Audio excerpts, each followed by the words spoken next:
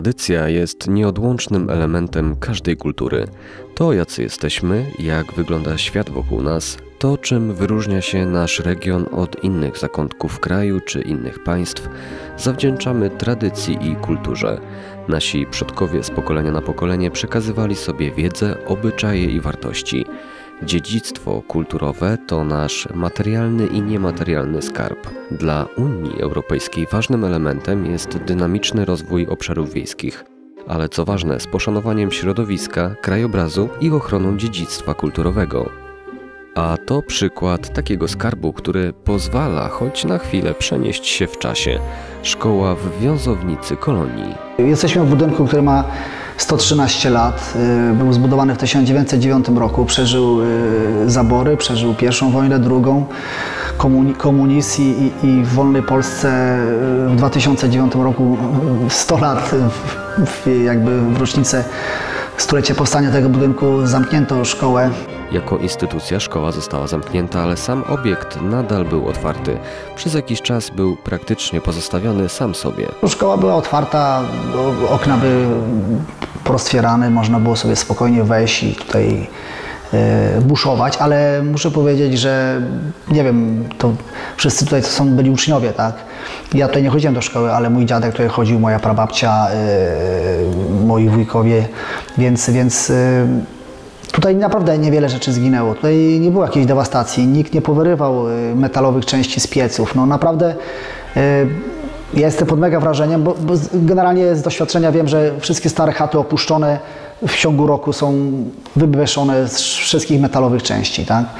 U nas tego nie ma tutaj, także tutaj naprawdę być może byli uczniowie, mieli szacunek do tego miejsca, ale no wiadomo, to miejsce musieliśmy zabezpieczyć, żeby też nikt postronny nie wchodził no i pojawił się pomysł, żeby przywrócić to miejsce do życia. W 2012 roku, gdy Jacek Piwowarski został sołtysem, wspólnie z mieszkańcami postanowił nadać nowe życie starej szkole. To stało się hasłem przewodnim tego miejsca. W obiekcie wykonano niezbędne prace, które zabezpieczają go przed dalszą degradacją. Krok po kroku remontowane są kolejne pomieszczenia. Gromadzone są tutaj narzędzia i przedmioty, które pozwalają poczuć klimat sprzed kilku dziesięcioleci.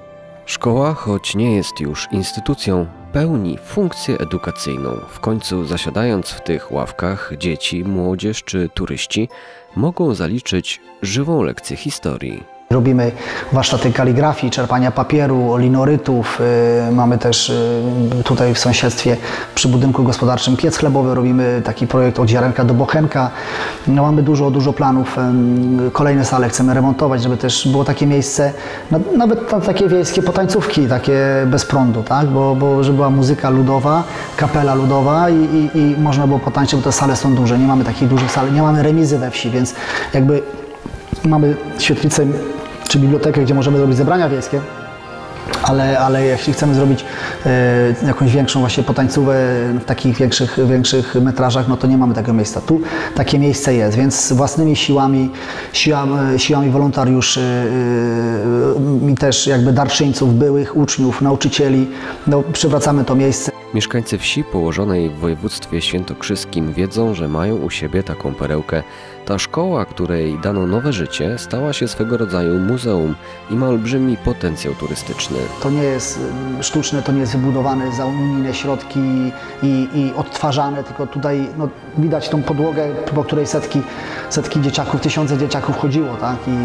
I te ściany, i te ławki porysowane przez te dzieci, to wszystko to mamy i też jakby zwracamy się z apelem do byłych uczniów, nauczycieli, jeśli mają jakieś materiały związane ze starą szkołą, jakieś swoje wspomnienia, zapiski, no, poszukujemy też takich tabliczek, kiedyś były takie kamienne tabliczki, do tego tutaj się u nas nie zachowało, ale może ktoś ma, więc no, różnych rzeczy tutaj zbieramy i dużo tego mamy. Mamy ograniczoną przestrzeń, jak będziemy kolejne sale remontować, to wtedy będziemy też pokazywać, co jeszcze mamy.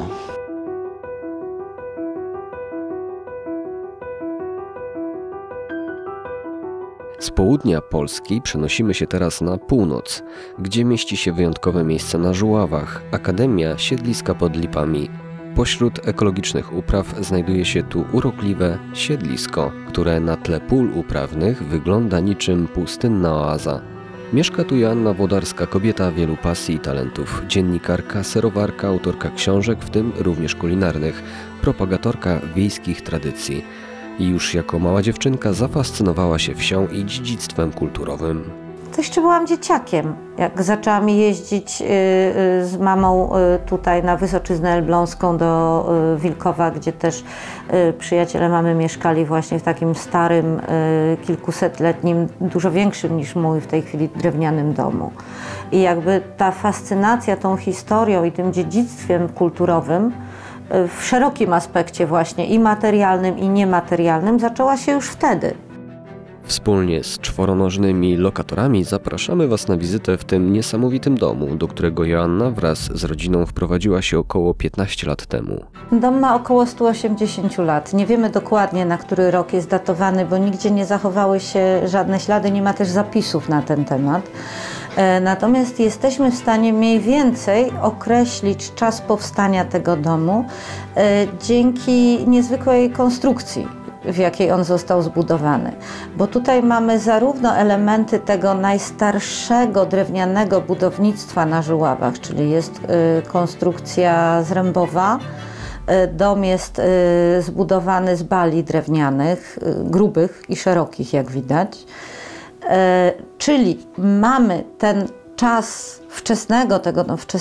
tego osadnictwa żuławskiego, ale jednocześnie mamy tutaj już też elementy konstrukcyjne metalowe, czyli zaczęła się rewolucja przemysłowa, bo belki konstrukcyjne, część belek konstrukcyjnych to są po prostu belki metalowe. Tutaj w kuchni jedna z belek, na przykład ta główna podtrzymująca, ona jest metalowa. Tak samo te, które podtrzymują strop w piwnicy, też są metalowe i to nam mówi, że ten dom ma około 180 lat.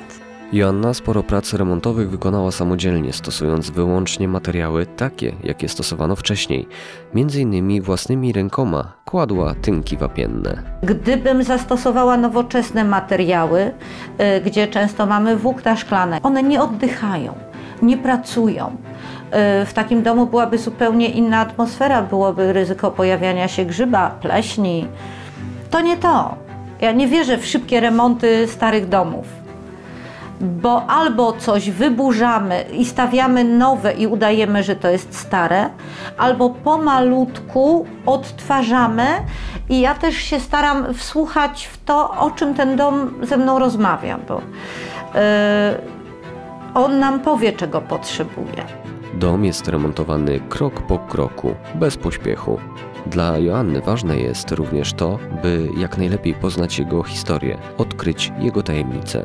Domy żuławskie nie były szarobure, drewniane. Wszystkie ściany były malowane. Kuchnia była taka zielono-niebieska, taki lekki seledynek.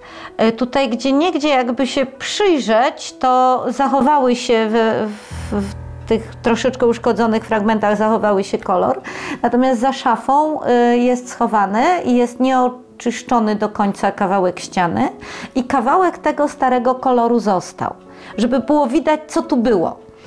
Tak samo w każdym z pokoi, gdzie czyściliśmy te niezliczone ilości warstw farby, odkrywaliśmy je warstwa po warstwie środkami używanymi przez konserwatorów zabytków, żeby nie schodziło wszystko naraz, tylko po kolei, żeby zobaczyć i jednocześnie udokumentować, jak na przestrzeni lat ludzie malowali, co my tam mieliśmy w warstwach. Ja to wszystko mam na zdjęciach. Więc ja wiem, że na przykład w pokoju cioci, który był pokojem mocno niebieskim, tam pierwszą warstwą był błękit pruski, co zostawiliśmy, bo na jednej ścianie się zachował fantastycznie fragment tego malunku. Tam potem szło chyba z 8 kolejnych warstw farby, w tym opcja lata 30.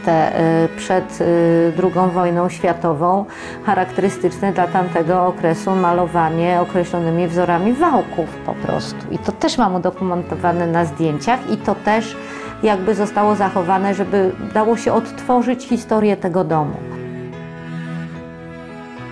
Pasją, która z czasem stała się pomysłem na życie, było zgłębianie wiedzy na temat sztuki kulinarnej ze szczególnym naciskiem na wytwarzanie przysmaków tradycyjnymi metodami. Joanna została prawdziwą mistrzynią serowarstwa. Ma ogromną wiedzę na temat roślin, ziół, przetwórstwa. W jej ogrodzie można znaleźć dosłownie wszystko, zarówno to, co może uzdrowić, jak i to, co spożyte nawet w niewielkiej ilości może dość poważnie zaszkodzić. W tym przypadku mamy do czynienia z dziedzictwem niematerialnym.